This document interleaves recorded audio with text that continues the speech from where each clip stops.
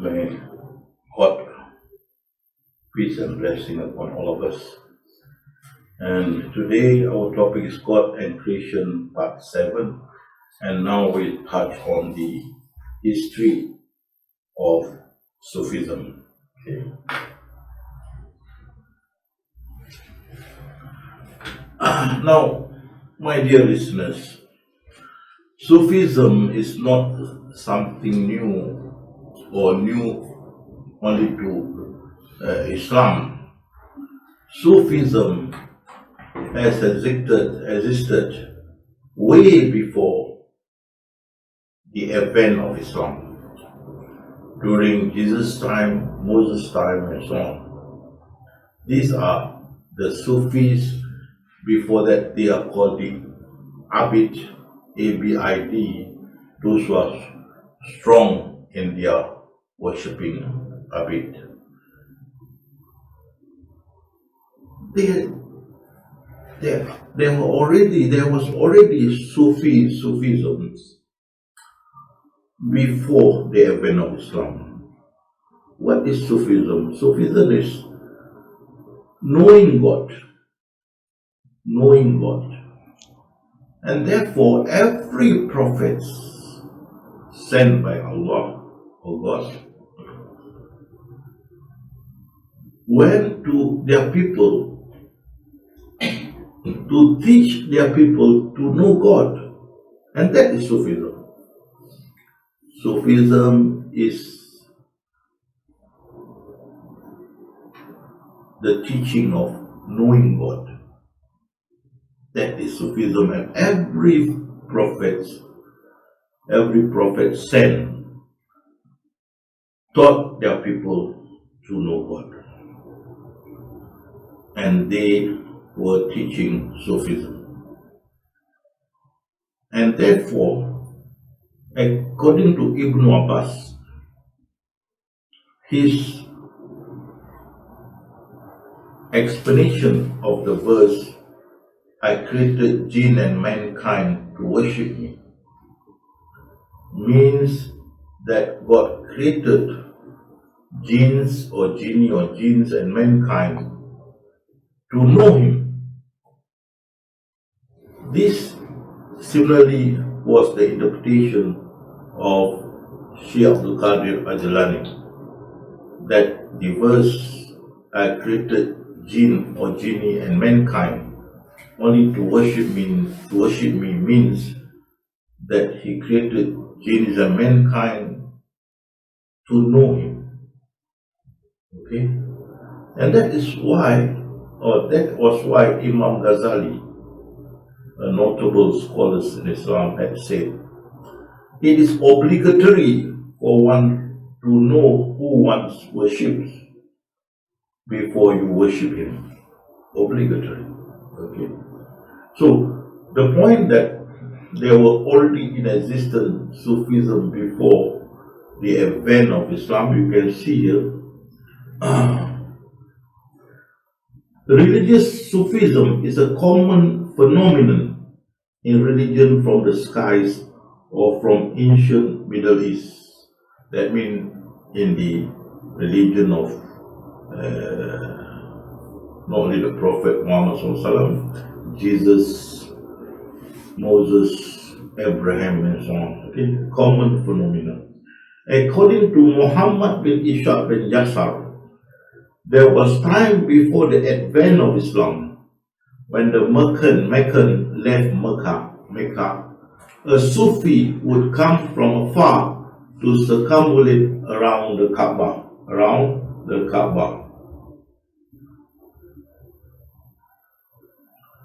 And again, you can see here, upon knowing that Prophet Muhammad was in Medina, 400 Sufis from the mountains and valleys met the Holy Prophet in Medina and embraced Islam at his hand.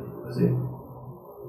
There were already 400 Sufis in the valley and mountains, knowing that Prophet Muhammad was in Medina, came down to meet him and embrace Islam at the hand of the Prophet. And also the Holy Prophet placed them in his mosque. All these people were placed in his mosque. These Sufis that come down from the mountain and valleys, the Prophet placed them in his mosque, the Prophet's mosque in Medina, together with those companions who migrated with the Prophet to Medina from Mecca, which have no home, so they stayed in the Prophet mosque. And these people are grouped with the Sufis coming down from the mountain and the valley, and they are called Ahli Sufa. Anyway, the word Sufism comes from the word Suf. Suf is wools. Because these people, they always use wool. Even it's reported that Prophet ﷺ also ever used wool, and even Jesus even recorded ever used wool as garment. So Sufis are those people who use wool as garments, and they are called Sufis. Okay. Then you can see here about Sufism and knowledge of God. Ghazali is of the view that Sufism is the way to achieve knowledge of God. Islamic knowledge of God refers to the esoteric spiritual knowledge which enlightens a person to know Allah. So it's like nirvana in Buddhism, nirvana, like enlightened, person who are enlightened and he knows God well. No? So Sufism is that field. If you understudy it, at the end of the road, you will achieve this knowledge of nirvana, God's will. So many of them at the end of the road should achieve nirvana or ma'rifatullah or knowledge of God. So let me come to the introduction of this topic history, the introduction. Now, at the beginning, when we are still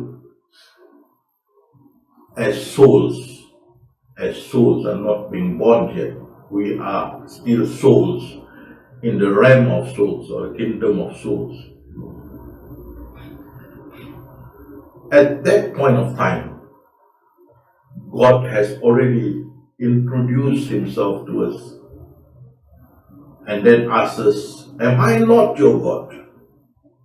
And we, the souls, say, yes, you are. And God said, I will take down your testimony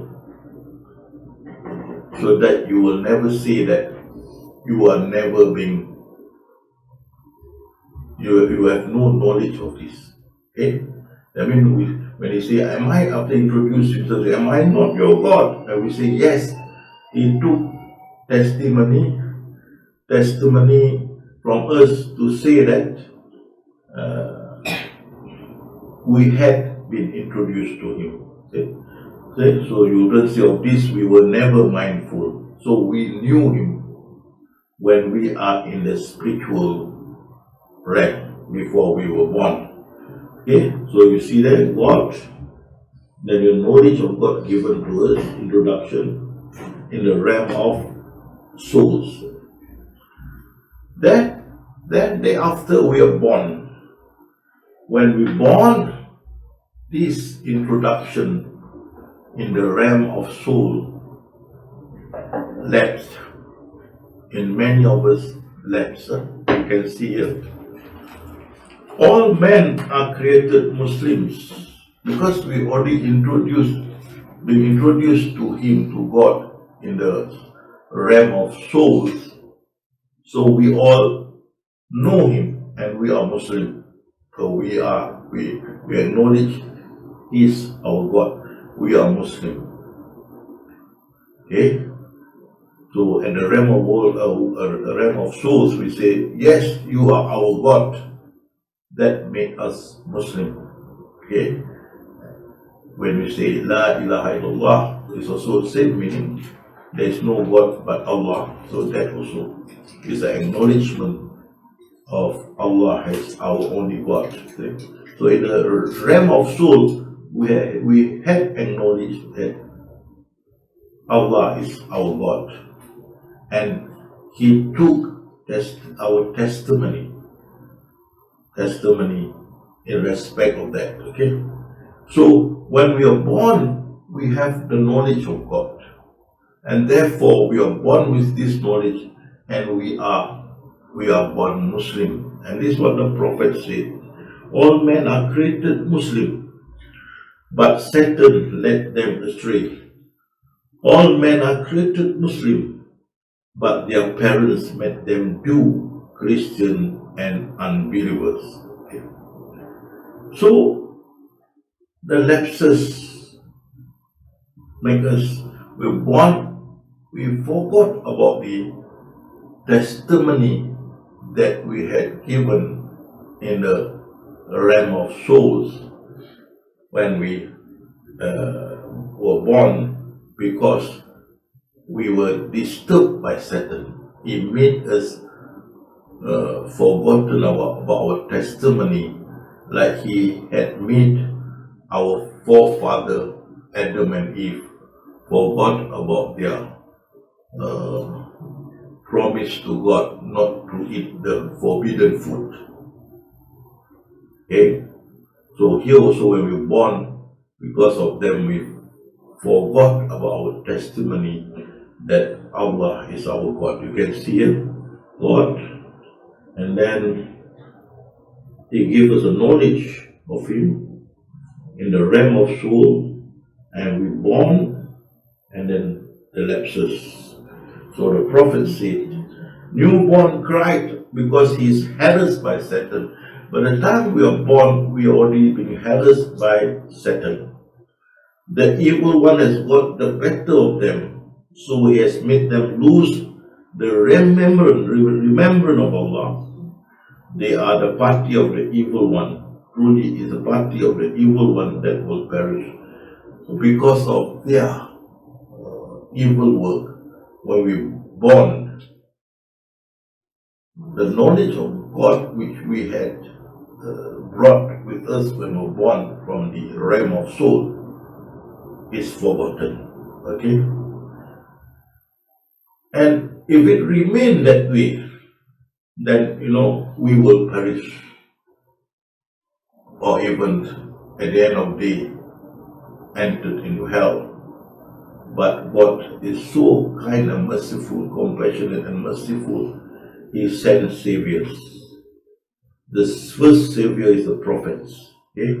You can see from the chart, Allah given the knowledge of God to us in the realm of soul, and then we have the birth, then we have the lapses and the prophet. Altogether, 124,000 prophets were sent, including messengers, were sent to mankind. And Prophet Muhammad is the last one. He was the last one. And after Prophet Muhammad, there will not be any new prophet to be sent to mankind. Even Jesus come down, he is not a new prophet.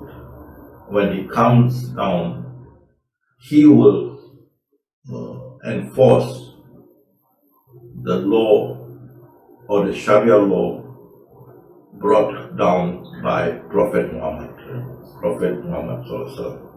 Nothing new, like when he came down, he said, I'm not here to change the law of Moses, but to strengthen it. Similarly, when he comes down, he will adhere to the law of Sharia of the prophets altogether. Okay. So our prophet was the last prophet sent as savior to save the mankind from the brink of hell. And here God says, and now how ye were upon the brink of an abyss of fire, and He did save you from it on the edge of fire. We are at the edge of fire. He saved us. I mean, we had forgotten about the introduction, the knowledge of God that was given to us in the realm of souls, that we brought it down with us when we born, but because of Satan, we've forgotten altogether about it. The effect would be disastrous, because it will send us to hell. But God, being compassionate and merciful, He sent 124,000 prophets, including messengers, to make us recapitulate or to remember back our testimony that Allah is our God, so that we be safe from hellfire. That's why He say, you are at the brink or the edge of fire, and He did save you.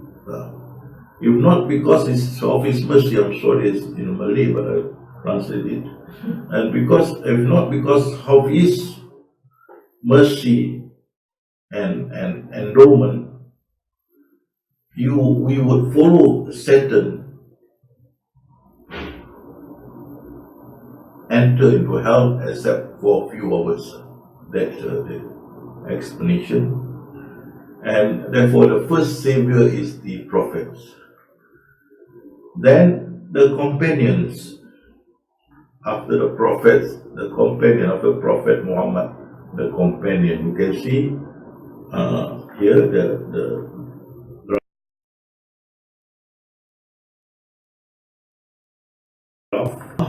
Allah given to us in the realm of soul. We are born, lapses, forgot about this knowledge.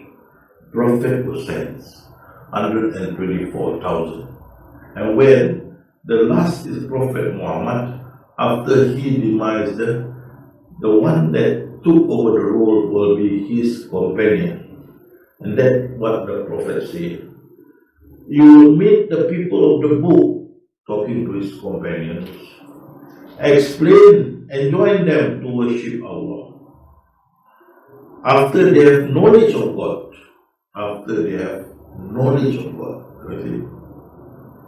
then inform them that performing the 5 times daily prayers is obligatory. Okay. So he enjoins the companion to teach the knowledge of God to the Jews once they want to embrace Islam. Okay? Teach them the knowledge of God before telling them about the Sharia law about the obligatory 5 times daily prayers. Okay. Now, after the companion, the one who carried the torchbearer will be the Gnostic. Gnostics are people who have knowledge of God, who are able to teach this knowledge to others. Gnostic. You can see here again the graph from Allah. Knowledge of God was given to the soul in the realm of soul. Then the soul was born. Once born, lapses. Prophet was sent to save. Companion was sent to save. Then now the Gnostic. See? So you can see here, Shaykh Abdul Qadir Jilani said that from Gnostic, God's creation received His blessing. The Gnostic carried the torch. Gnostics are the torch bearers after the companion. Find the Gnostic before they disappear. So these people have the knowledge of God, and they can impart the knowledge to others. Okay? Now, so after the companion, you have the Gnostics. Now, what happened, right? The breakaway, and this will be the Tariqat. This time there's a breakaway. You can see from the graph, you see from the companion to the Gnostic, and then the breakaway. The Gnostic is the way of Prophet. The Gnostics are the Sufi in the way of prophets. Whereas the new one, the breakaway, it is Sufi, the ways of the saint, which are called the tariqat. So there was a breakaway. During this time, there was a 3rd and 4th century of the Hijriah. Hijriah is the migration, 3rd and 4th century of the migration. There was a breakaway from this, and the first time tariqat appeared in the history of Islam, you can see here. At the 3rd and 4th century of the migration, for the first time emerged in Islam, tariqat Sufism. And so, please take note, my dear listeners, tariqat only come into being in the 3rd and 4th century of migration. It means that Prophet already demised, the companion already demised. Then come into being tariqat. Tariqat is not Sufism. Sufism is not tariqat. Bear this in mind. Sufism existed way before the advent of Islam. Tariqat only come in the 3rd and 4th century of migration. Okay, Hijriah. And Ahmad Sirhindi, a Mujtahid Islam scholars in Islam, name these two the way of the prophets and the way of the saints. So the way of the prophets are the tariqat, the way of the saints are the tariqat. Tariqats are the tariqats, whereas the way of the prophets is the Sufism. Why I put the way of prophet is Sufism and the way of the tariqats, I put in plural because the tariqats are several or multiples, whereas the prophet, the way of prophet only one, Sufism, that's all. So Sufism is not tariqat. Tariqat is not Sufism. Okay? So you can see here what happened when the all companion demised. So what people do, persons who were interested in Sufism group themselves around prominent individuals, hoping to be guided by them in this path. So they find a person who they thought or they opine these people would lead them to acquire knowledge of God. They group themselves around these people to listen to their guidance. So this in the 3rd and 4th century. Since the master, that means the person, the tariqat master, had tried ways and means and achieved success in elevating spiritual level, thus he created a framework in relation to these, such as meditations and its practices. Each master has its own individual path of spiritual uplifting. You see clearly,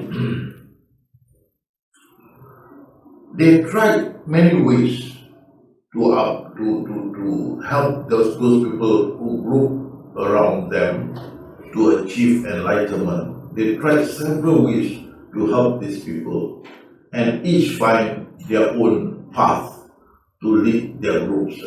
That's why tariqat is also known as path, a system or path. So they found this path or system, they stick to it. Thence evolved at that time tariqat Tufuria. That means it's related to the Abi Yazid Bastami who come from Taifur, so the tariqat is called Tafuria. And Asuktiya, tariqat Asuktiya is related to Sukti. Sukti, so Suktiya. And Kazaria is related to the masters called Al-Kaza, from Al-Kaza, so Kazaria. Nuria from Al-Nuri.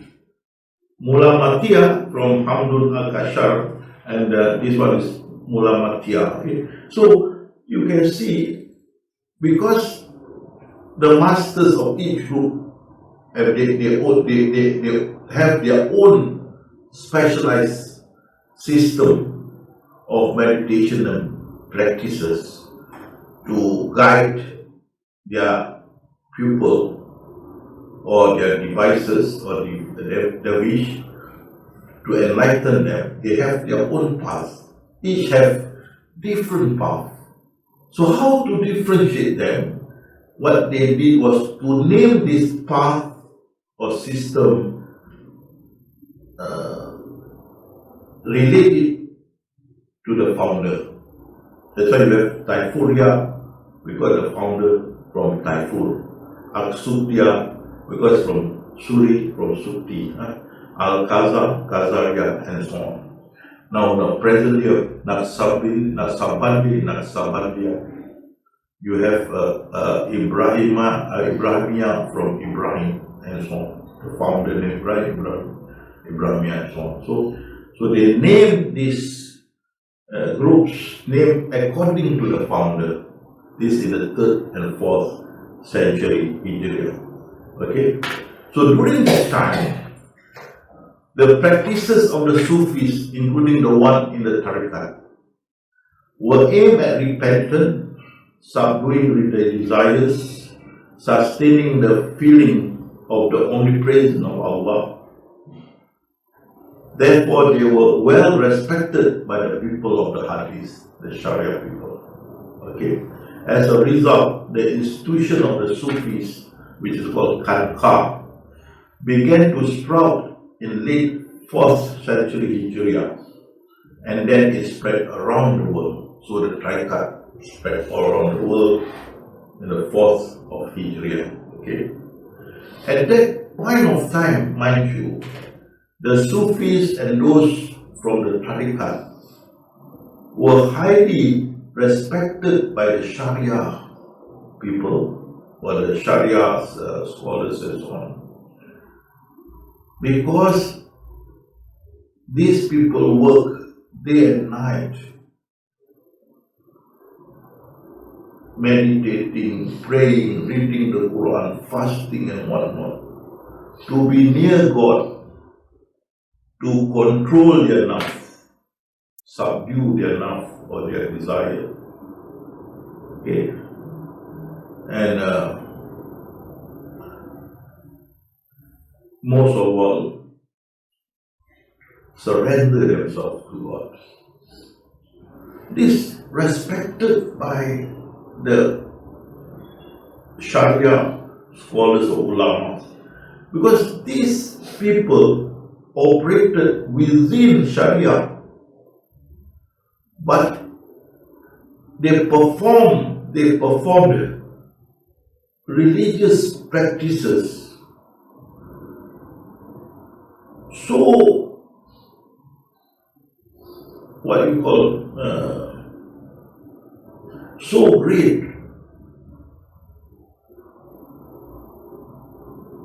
wholeheartedly,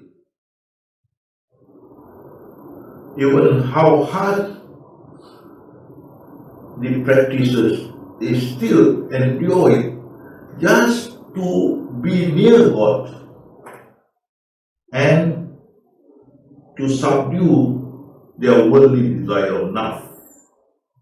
And this is highly appreciated by the Sharia's people, because they operated within the Sharia, they did not go out. And their performance of the spiritual practices was really very heavy, in depth, so strong that Sharia's practitioner really admired and respected them. Okay, and this institution called Khanqa, the place where Sufis are trained, start to spread around the world. Okay, so you can see their practices here. And an exclusive place, that is the Khanqa. Okay? Khanqa, this one. The devices, the wishes were guided by their teachers, with a sheikh leader or murshid guide, Since the teacher has successfully tried several ways and methods in spiritual upliftment, pursuant to their devolved ways for meditation and other spiritual practices to be carried out. In this way, each teacher or tariqat had their own system, and therefore it was named after them, as I mentioned earlier. So you can see the method. So you have a murshid, and then murshid the guide, and then you have to bay'at. Bay'at means you have to give your oath of allegiance to your master. Okay, and after that he gave you the wirid or the system of meditation.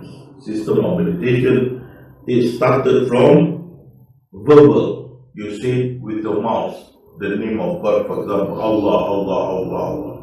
After that, you transfer this to your heart, okay?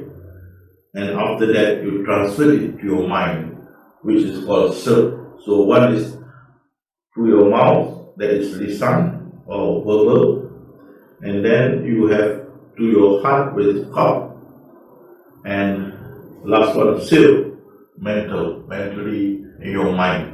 That is the three ways that they had to meditate. First with your mouth, verbal. After that, you enlighten to using your heart, qalb, and lastly to self, mental. You meditate with your mind. Okay, and you have to during this time overcome 7 stations of nafs. 7 stations of nafs. I can show you here.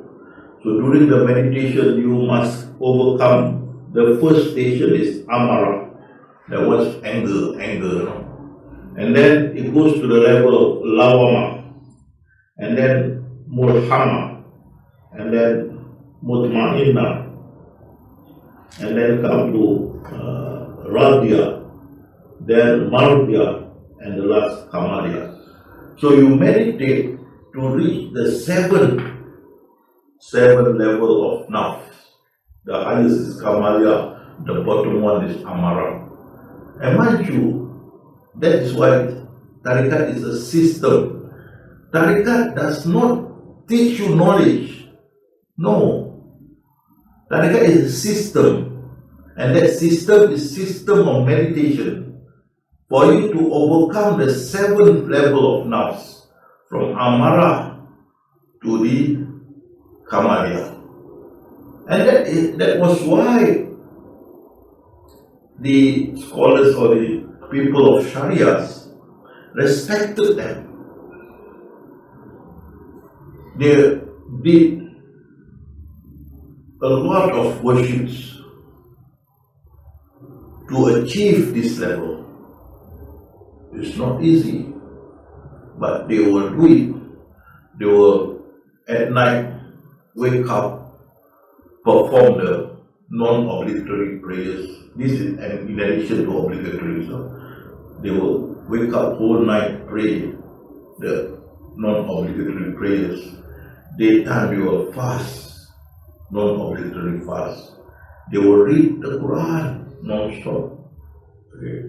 They are really fearful to Allah. Right? They are generous. They live in moderation. And they have spirit of kindness or love in their heart. And also they hold to Sharia.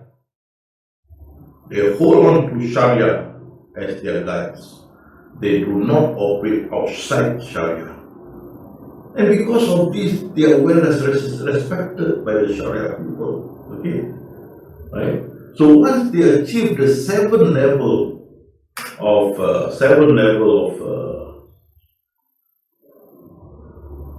nafs or desire, 7th level of nafs or desire or stations, okay, then they wait, so keep quiet and wait for the inspiration, divine inspiration, to open the door to achieve the enlightenment or the knowledge of God. Okay?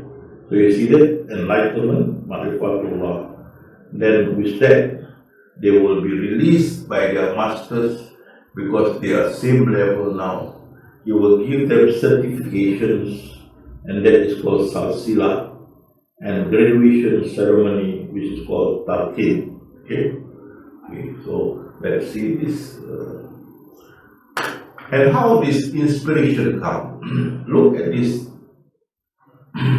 Shaykh Maulay Al-Arabi Darazawiyah. He meditated with the words Allah in his mind, Alif Lam Lam Ha in his mind, and he keep on remembering that Alif Lam Lam Ha in his mind. And when that words disappeared, he will again write it up mentally in his mind, Alif Lam Lam Ha, and continue focusing on that word. It disappeared, he wrote again and again, until one day it disappeared and he was inspired with this. I'm the first and I'm the last. I'm the manifest, I'm the hidden. The inspiration came to him. He ignored it. Again meditate Alif Lam Lam Ha. Again the words disappear. The inspiration came down again. And I'm the first, I'm the last. I'm the manifest, I'm the hidden. Again he ignored it. Continue meditating. And again the inspiration came down. I'm the first, I'm the last, I'm the manifest, I'm the hidden. So this time, this Sheikh answered, I know he is the first and the last. I know he is the manifest, the hidden. But how can he be the manifest? Because what manifests before me are the trees, the woods, people, animals, whatnot. These are the manifest. How can this manifest be him? Then the inspiration came down to him and said, what it means by manifest is the hidden manifested himself into forms. So the forms are actually the hidden. Okay? The form or the manifest are actually the hidden. The hidden manifests itself into the forms. So the forms are actually the hidden. The hidden too. The hidden manifested itself into the form. So the form is actually the hidden. So with that explanation, he was enlightened. And it took him 1 month and few days to achieve this inspiration. And mind you, my friend or my listeners, thousands like him did not receive the inspiration, or thousands have not even reached his level of meditations, and thousands failed along the way. And what did these failures got? According to one master's, as in the book Sin of the 20th Century by Martin Ling, the master said they only receive meditations. So was asked, what the purpose of meditation? To make them feel at peace, that's all, but no knowledge. So many of Tarikat's followers ended up with just the meditation, but not knowledge. Not only that, it has come to my mind, or to my knowledge, many of them, after receiving the the Sufi practices from their masters, that is the meditation, the masters demised them. So there was no follow-up, and many of them stranded in the path, not going forward, not going backward, stranded. And mind you, these are the people of the ways of Tariqat who practiced the way of meditation or its practices accordingly given by the Tariqat's guides or shaykh or murshid. You see, my point is they were trained to carry out their meditation or its practices, but no knowledge of God. And this is the original Tariqat, which was respected by the Sharia people, worked so hard to overcome the 7 levels of station of nafs, desires, to be close to God. But unfortunately, no knowledge given or taught, and this knowledge at the end will come through inspiration, like this person, Shaykh Maulid Al-Arabi Al-Darqawi, he received through inspiration. But as I said earlier, according to these masters of this Tariqat, as stated in the 20th century book by Martin Lin, he said, only 5% would achieve that enlightenment. 5%. What happened to the 95%? It was us. And he answered that 95% only received the meditation to stop. Period. That's it. Nothing more. And this is the saddest part. No knowledge, stranded halfway, and some become bewildered as to what's happening to them in the spiritual world. Okay? So you can see that's the way the Tariqat achieve enlightenment through inspiration. So once the dervish has surmounted all the training of the Tariqat, he will be he already received the inspiration and achieved the enlightenment. He will be given a testimonial bearing his name, a list of all his Tariqat teachers, murshid or sheikhs, in an ascending manner, and that is called silsila, and a blessed memento is called khirqa, such as wooden garment, a guidebook on meditation and its practices. But I mean, he will be given all this after he achieved the inspirations, a memento from his guides, a book on meditations and how it is to be practiced. Okay? Once the dervish has attained the station of his master, so now he's on level with his master, on par with his master, he will be released to be on his own. In other words, he is now on the same spiritual level as his master. Thence he is divorced from his master, and now his protector will be Allah, who will alienate him from all, I mean from the world.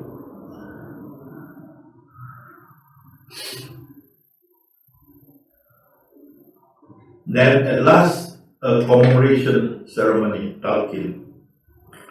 The master will give a farewell ceremony, talqin. The master will leave a testament and advises for the dervish as his guide. These are my last will to you, a testament, and this listen to my advice and my advices to you. You hold on to this in your path in your future path, as your guide forever come, you hold on to this. So then he is let go. Now, at this point of time, there's no problem with Sharia. Sharia people respect these people work so hard. Night time, never sleep, pray or read the Quran.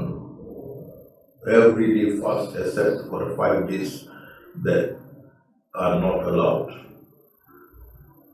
Very close to Allah, very fearful to Allah, very kind at heart, holding to Sharia, and really these are filial, pious people of God. They were respected, but unfortunately come the diversion. Because you remember, as I said earlier, this earlier tariqat, they do not teach knowledge. They only give you the system how to reach the enlightenment, that is the Marifatullah. By giving you the meditation and how to practice the meditation, for you to overcome 7 levels or station of nafs or desire, from Amara to Kamaliya, 7 stations. And with that, inshallah, will come down inspiration, guiding you to achieve Marifatullah. Okay? But as I said earlier, many stranded in between, neither here, neither there, because the murshid passed away,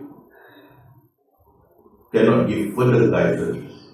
And they, in their attempts to reach the 7th level, keep on faltering, always fell down, and many stranded along the way, could not overcome the 7th stage. And oh my God, it's not easy. It's not easy. 7th level of now to wait for the inspiration. So many stranded halfway and gave up, And because the complaint was at the time, how come there is no explanation, no knowledge, just meditate. Why? There's no knowledge. Whereas the Sufis, they can talk about God. They can talk how God is great, God is all hearing, omnipresent, all seeing, all that. They can talk about God. But we can't. We only meditate. There was this complaint. And every time we meet the Sufis, we cannot have a communication with them because we are totally devoid knowledge of God. Whereas they have knowledge of God. They taught their people knowledge of God. Because they are our routine Marifatullah. The first thing in religion is knowing God. Ours is we have to go Sharia, Tariqat, Hakikat, Marifat, the last. But before we reach this, we have to go to 7 levels of nafs. And that's very strenuous. Only 5% will get it, 95% will flounder.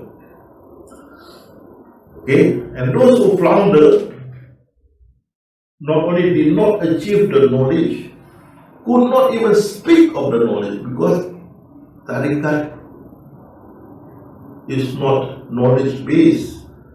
It is based on meditation to achieve 7 levels of nafs. So there was this complaint. So come the diversion. The masters of the tariqat, after this lot of complaint, decided to absorb some of the Sufis' teaching and become part of them. And one of it is the concept of Wahdatul Wujud, means one existence. That means there's only one existence, that is God. Okay? Wahdatul Wujud does not differentiate between man and Allah or creations and Allah. See, man and Allah, mankind many, and Allah one, many in one. Okay, creation, many in one, one in many. Okay, that is their one of their base. One in all in one. Allah is one in all creation, and all creation in one. That's Allah. What the concept thought was that all that you see, all existence, including space and time, is the manifestation of God. Is the manifestation of God. All that you see here, that's why all is the manifestation of God, one, all in one. And God, one, is in all, one in all. Okay? Now here, those who adhere to this concept, they believe that everything that you see, God is behind it. Everywhere you turn, there is God. Even in yourself, there is God. Okay? So you can see here, one day a person will accompany Tilmisani Ibn around his senior disciple, and the latest companion saw a dog carcass with eczema. They say, the same companion queried, is that too is absolute existence? That means that is also what? And Tilmisani answered, is there any other absolute existence? Verily there is none, hence that too is absolute existence. So the carcass of dog also God. And not only is it, they believe you annihilate yourself, and then Allah becomes part of you. Okay? When you annihilate yourself, when the many disappear, that is left only Him. Then you annihilate yourself, then you become Allah, and therefore you achieve immortality. That's one thing. Okay? And the second thing is that God may manifest as man, just like an iron heated by fire becomes the fire too. Okay? Now that starts the deviation, which the ulama Sharia very, very worried and very perturbed, and decided to disassociate themselves with the Tariqah group. Unfortunately, they didn't differentiate between the Sufis and the Tariqah. They put two together in one basket and keep the distance. Okay? So this is the first division, and you can see, whereas the early Sufis operated within the boundary of Sharia, the innovative group was the opinion that Sharia is only applicable to those who have yet to achieve the status of God. But once this is achieved, Sharia is useless and redundant. Oh, you see, they believe that in their meditation, and once they reach to certain level, they become God, what you call fana fillah. You totally annihilated yourself, and you become Allah. The iron and the fire. When the iron is so hot, the iron becomes the fire. Okay? So in that manner, they become God. Once they become God, what is the purpose for God to obey His own Sharia? So Sharia is abundant. So they don't want to worship 5 times a day. They don't want to fast during the Ramadan month. They don't want to do all those that are required for people who are Muslim. Refuse, because they are God now. Okay? And you can see, a person asks, if one can be God, then why only wife and not mother to be permissible to him? That means if you are God, you can sleep. Why you must only sleep with your wife? Or about your mother, if you are God? Should not be prohibited, right? And what they say, if he has achieved that status, then there is no difference to him, wife and mother. But to those who have not yet to achieve this status, they themselves claim that mother is prohibited to them. These people too will say, yes, your mother is prohibited to you, not because of anything, but you're ignorant. Okay? And you can see also here, they claim that once they have attained the status of God, they can make utterances which they claim they are God. They utter them, I am God, but they say these are incidental or accidental. Shatahat. You can see this Masu Ahala say, I am the truth. That means Anna al-Haq, I'm the truth. Or Shri Siddhi say, I am Allah. Or this Nasim al-Halabi say, I am God. And you say, Abu Yazid Bastami say, glory to me, how majestic am I. They say that when we become God, therefore we uttered ourselves as God. Like the iron, hot iron become fire. So this is called Shatahat. From their mouth come the utterances that they are God. And this makes the Sharia more angry, fed up with them. And the Sharia people say, okay, you become God. What is the status of Prophet Muhammad to you? You already become God. That is a good question, isn't it? If you become God, what is the status of Prophet Muhammad to you? Because you are already God. And what they say, the status of Prophet is below us, below the saint. This they say, the status of a saint is higher than a prophet. Can you believe that?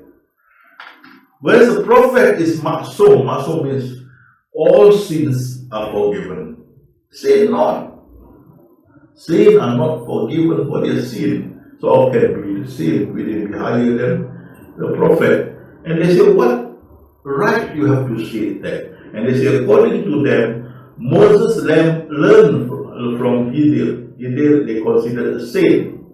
This proves that status of Moses is less than Gideon. Thence the status of prophet is lower than a saint. That's what they say. But to me, Gideon is still a prophet. Although it's not a Rasul, it's still a prophet. Not a messenger, still a prophet. And not only that, they come up with this another concept that Rekat Rabita. That means when they did their worship, they visualize the face of their murshid in their mind. They visualize their murshid, the face of their murshid in their mind, and they believe that the murshid then, when worship will visualize his murshid go ascending until reach the prophet. The prophet went to Mi'raj, and they claim that the prophet seen Allah. Therefore, by Rabita, they are praying as if they see Allah, and that is the level of ihsan. That's what they try to explain.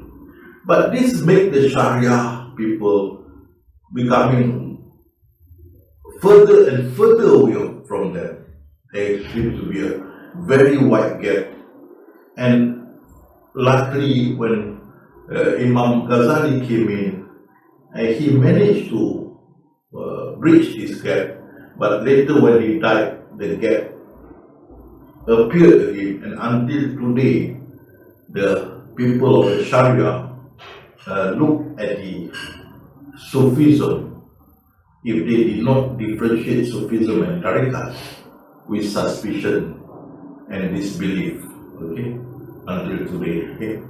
But if they could understand that the Sufisms is not the Tariqat, the Sufisms, we teach knowledge of God. We hold on to Sharia. We did not operate outside. Okay? We are fearful of God. We work hard to be near God. We never claim ourselves God. As I say, we operated within Sharia as the early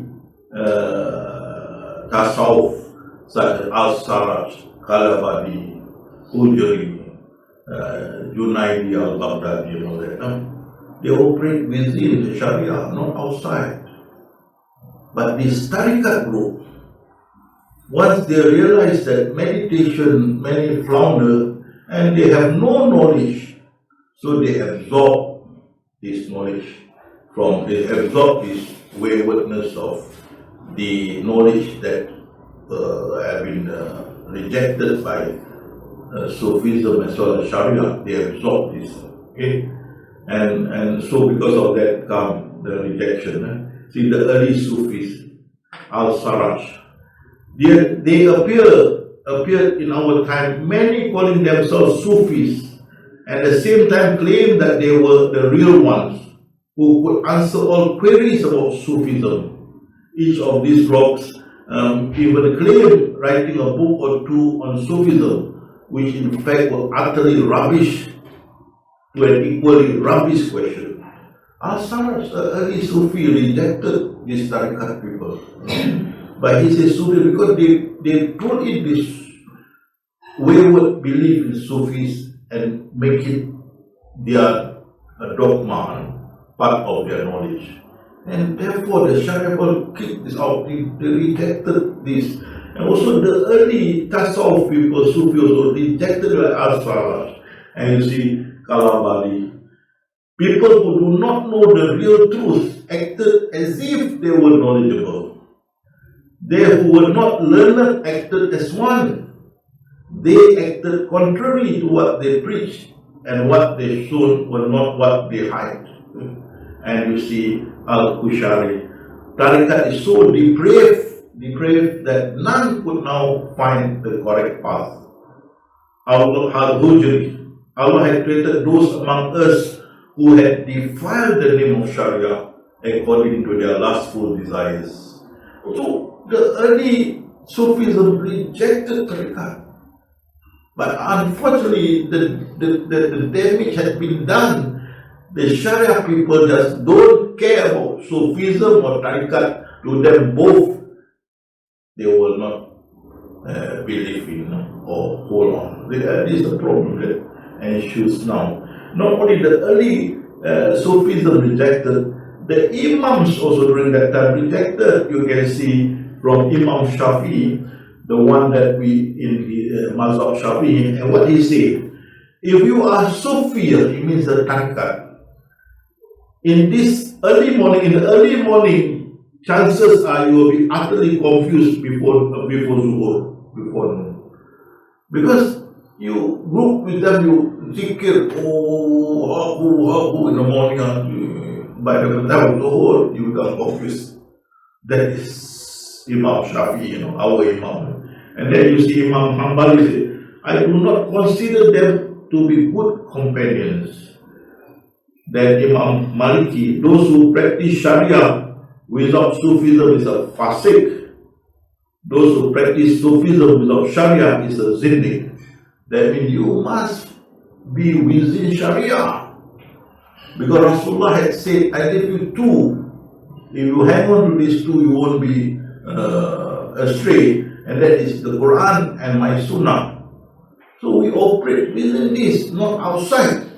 That's why if you're outside, you are zindiq, or you are also fasik, that Imam Maliki. And what Imam Ghazali said, in the course of this path, tariqat path, sometimes your personality took a tumble, your mentality become confused, and physically you are exhausted.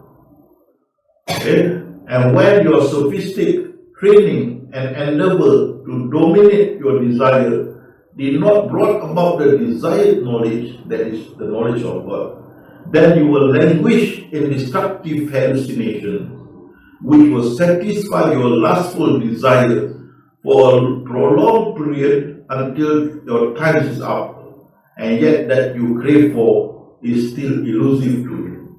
So these are the 95% floundered along the way. They aim to achieve this knowledge through inspiration, but have to go through 7 levels of desires. And during that time they floundered, okay? Until they died, they still hallucinated to achieve this knowledge, okay? And again, Imam Ghazali said, Many of the Sufis, this is the tariqat, treading this path were hallucinated for a period up to 20 years. If only at the outset they have good knowledge of religion, the falsity of their hallucination would have dawned upon them. And Said Sabiq, into Sufism entered the Dajjal,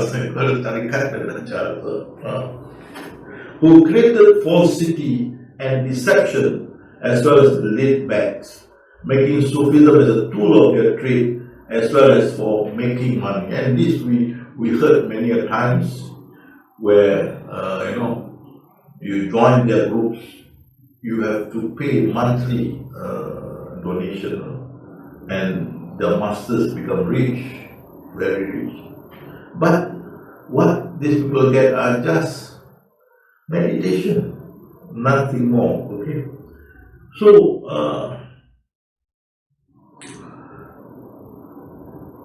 in conclusion, I would say, be careful. First thing you must know that Sufism is not tariqat. Bear this in mind. Sufism is knowledge-based. Tariqat is meditation-based. Different. In Sufism, we teach you knowledge of God. That is why our deen ma'rifatullah. The first thing in religion, we teach you to know God. And after that, you have to enhance yourself in whatever ways, religious way, to make your worship become better to God. In tariqat, no knowledge base, nothing. They taught you the practices, the wasifa, that is how the wirid is going to be done, and the wirid is the what you call the zikr, like Allah, Allah, Allah. That is the zikr, and how many times, how many days, and that is the zikr in that manner is called wirid. And then the wazifa is the method. Okay? Maybe 1 week twice, 1 week 3 times, something like that wazifa. They teach you this meditation. What is the purpose?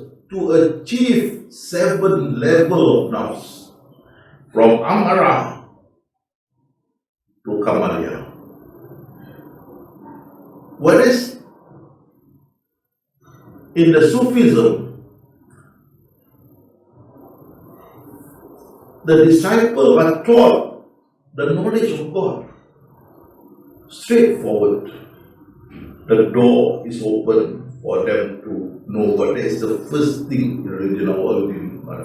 That was also the advice given to the companion by the Prophet. If you see the Jew who wants to embrace Islam, teach them. After they know God, after they have the knowledge of God, teach them this knowledge. After they have knowledge of God, tell them worship 5 times a day is obligatory. But in tariqat, you have to meditate to overcome the naf, from amara to kamalia, 7 levels, and then you wait for the inspiration, like that Sheikh Al-Qarawi, Al-Naqawi. Wait for the inspiration. Many did not get it, and it was only 5% can achieve that. 95% floundered along the way, and some even died in their hallucination, as Imam Ghazali said.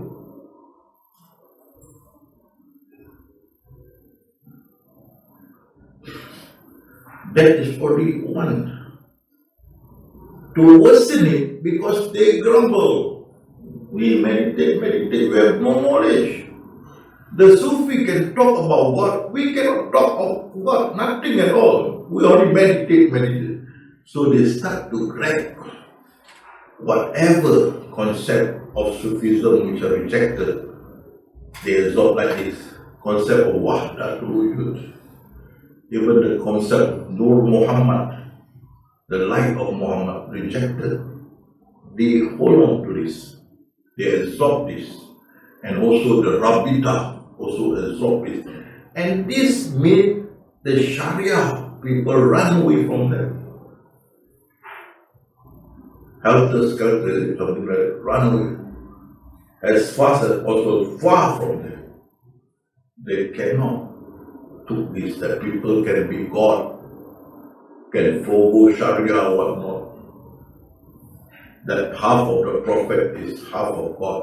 They cannot, Nur Muhammad consent. Or that must visualize the murshid when do the prayer.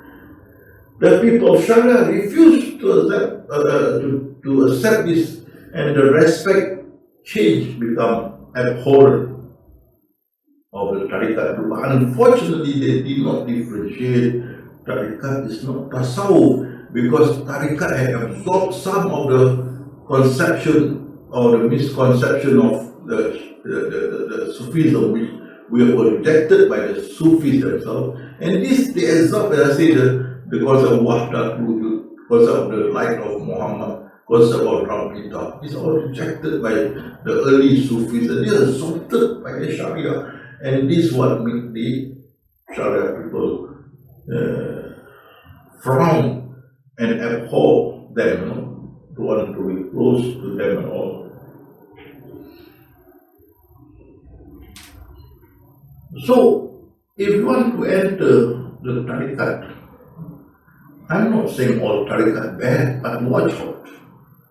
If the tariqat is just teaching you how to overcome the 7 level of naf, period, nothing, okay, no problem. But if that tariqat brought in this concept of Wahdatul Wujud, one existence, concept of the light of Muhammad, concept of Rabita, and so on, any concept that go against the principles of Sharia, please leave them. But if you only taught on meditation to overcome the 7 level now, okay. But it's really strenuous, I remind you, very, very strenuous to reach the 7 level in order to achieve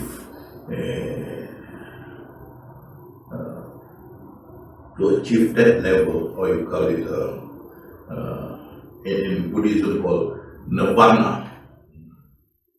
To achieve that level, Ma'rifatullah. It's really strenuous. Many, about 5% succeed. But it's much easier if you go to the Sufisms. They taught you on knowledge based. You know God through knowledge. Not only that, their meditation is easier. Zikr means, in English, remember. Zikrullah means, in English, remember God. Zikr is in Arabic, Zikrullah in Arabic. In English, Zikrullah, remember God. The Sufis, they meditate by remembering God.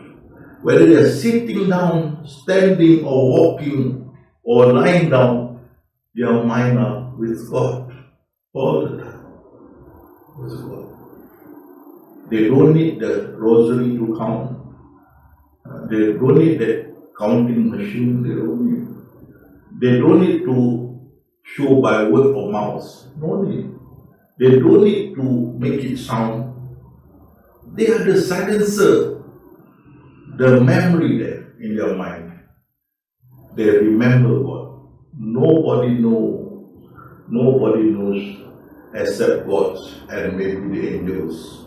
As like West Carolina, all his deeds, only God and the angel know, none others.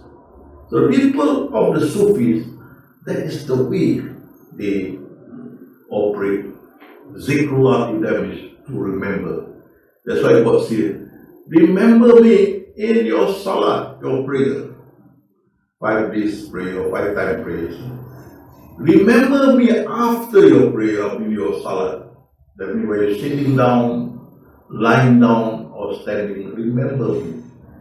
And those who remember me in their daily life.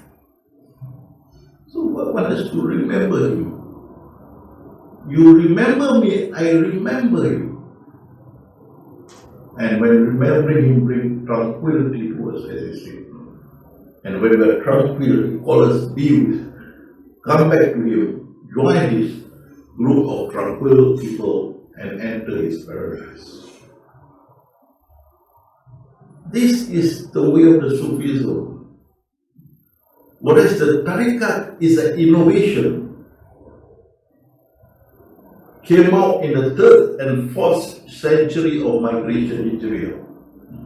Prophet demised, companion demised, then it came out from the trial and errors created by this supposedly pious people during that time to find ways to help people who do not have this knowledge, so that this system that they have created can help these people to achieve the desired, and that is the station of Marifatullah. And that was the first time that 3rd and 4th century in Islam, history of Islam, Tariqat come out. It's a new innovation. If the new innovation does not astray from the right path, no problem. But when they gone astray, that they can become God, Sharia did not apply to them, and so on. And many other believe that contrary to Sharia, then that is very dangerous, not acceptable at all. So be careful. Don't get confused with Sufism and Tariqat. And remember, if you choose the Tariqat, be careful. If they only teach you up to the level of to overcome the 7 now, it's alright, but that's a very tedious, many give up. Whereas in the Sufis way, look for the proper guide, which they call Arif Billah. Look for this, which Imam Ahmad Rafi said, look for them before their demise and listen to them. Listen to their words. Look for them. And this is the fastest route to know God. Our being first in religion is to know God, and that is their principle. So, my dear listeners, I end up here. May peace and blessing be upon you. Assalamu alaikum warahmatullahi wabarakatuh.